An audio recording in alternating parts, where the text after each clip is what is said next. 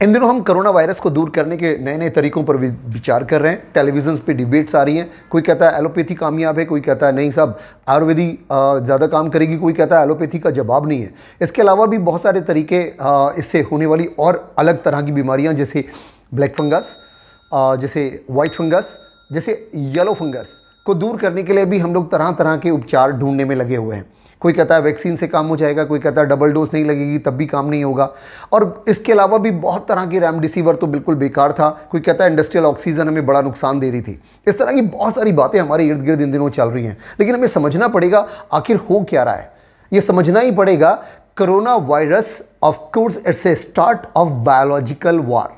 एक बार फिर से सुनिए, it's a start of biological war. This is my personal view. Start of biological war means सीधे से एक तरह के जीवन संबंधी हथियारों से लड़ाई की शुरुआत। अगर आपको याद हो तो अब से बहुत साल पहले लड़ाइयाँ जब शुरू हुई तब घोड़े, हाथी, भाल, बर्छे, तलवार, तीर वगैरह वगैरह से लड़ाइयाँ लड़ी जाती थी। लोग रथों पर सवार होकर आते थे और एक दूसरे राज्यों की सेनाओं को लड़ा करते थे, मारा करते थे, लोगों को बाहर से नुकसान पहुँचाते थे। उसके बाद थोड़ा ज़माना बदला और गन पाउडर का ज़माना आया, जिसे हमने कहा बारूद से लड़ाई, तोप के गोले, बंदूक, गन वगैरह वगैरह वगैरह। उसके बाद ज़माना फिर से एडवांस हुआ और एटॉमिक वार, न्यूक्लियर वॉर का ज़माना आ गया। आपने पोखरण का नाम ज़रूर सुना है, जहाँ पर न्यूक्लियर टेस्ट इंडिया ने किया था। एटॉमिक बॉम्बार्डमेंट शुरू हुआ था। कहते हैं इतने परमाणु बम हैं उसके पास, इसके पास, उस कंट्री के पास इतना है, वो सशक्त है।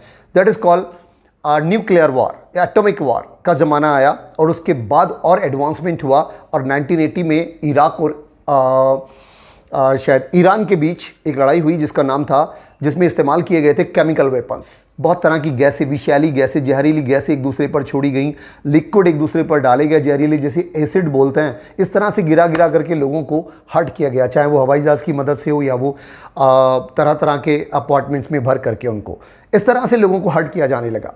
लेकिन अब ज़माना आ गया बायोलॉजिकल वॉर का, एकदम एडवांस नया रूप।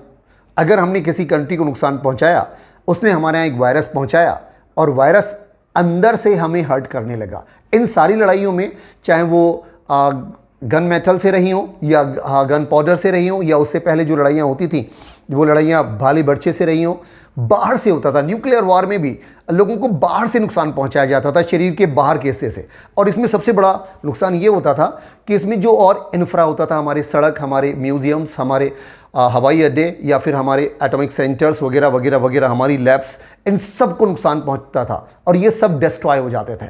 मतलब पूरा इंफ्रा भी साथ साथ एक्सप्लोर होता था, उसको भी उड़ा दिया जाता था। लेकिन इस पर्टिकुलर बायोलॉजिकल वॉर का फ़ायदा यह है कि वहाँ के लोगों को नुकसान पहुँचाया जाएगा, वहाँ की अर्थव्यवस्था को नुकसान पहुँचेगा, लोग मरेंगे इंटरनल वायरस से।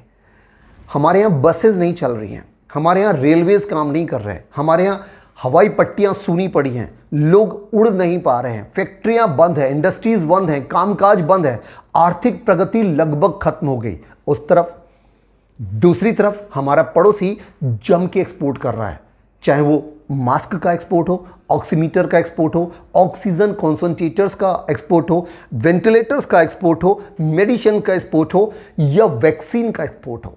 ये सारे एक्सपोर्ट हमारा पड़ोसी दुनिया के मुल्कों को करने में लगा हुआ है और हमारी अर्थव्यवस्था पूरी तरह से क्षतिग्रस्त हो चुकी है। That is called the start of biological war. हमें तैयार होना होगा इस बायोलॉजिकल वॉर के लिए। इसके लिए कैसे तैयार होंगे, ये सब जानेंगे हम अगली वीडियोस में। Thanks for watching Shailesh sir.